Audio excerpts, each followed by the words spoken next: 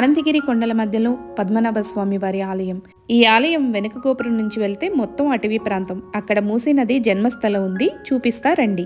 ఈ ఆలయం అంతా ఎక్కడ చూసినా వానరసేనే కనిపిస్తుంది. ఈ అటవీ ప్రాంతంలోనే మార్కండేయుడు స్వామివారిని ప్రతిష్ఠ చేయడానికి ఎంతో కఠోర తపస్సు చేశాడు. ఆ గుహ కూడా ఇప్పటికీ ఇక్కడే ఉంది. అది నేను నెక్స్ట్ వీడియోలో అప్లోడ్ చేస్తా. టెంపుల్ బ్యాక్ సైడ్ మెట్ల దగ్గర నుంచి 1 కిలోమీటర్ వాక్ చేయాలి. మనం చూస్తున్నది వికారాబాద్ ఫారెస్ట్ ఏరియా. ఇక్కడ నుంచి స్టార్ట్ అవుతుంది.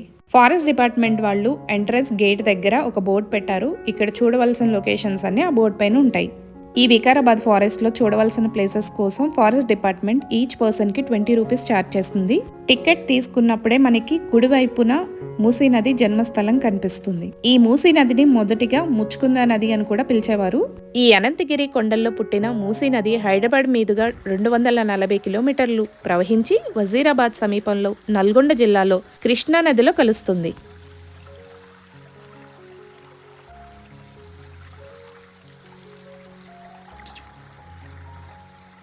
హైదరాబాద్ అనగానే మూసీ నది గుర్తొస్తుంది కదా. ఈ ఫారెస్ట్ మొత్తం కూడా మనం ఎక్కడ చూసినా మూసీ నది ప్రవహించడాన్ని గమనించవచ్చు.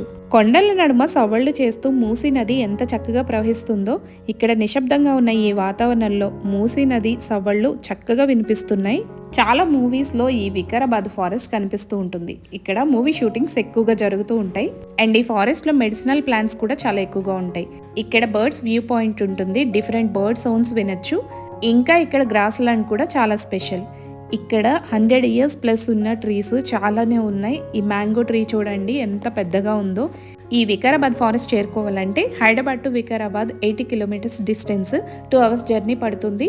వికారాబాద్ ఎంట్రన్స్ లోనే పద్మనాభ స్వామి టెంపుల్ ఉంటుంది. టెంపుల్ బ్యాక్ సైడ్ నే ఈ ఫారెస్ట్. ఈ వికారాబాద్ ఫారెస్ట్ లో చూడాల్సిన ఇంకా ఇంట్రెస్టింగ్ ప్లేసెస్ కోసం ఛానల్ ని సబ్స్క్రైబ్ చేసి పెట్టుకోండి. వీడియో నచ్చితే లైక్ చేసి షేర్ చేయండి.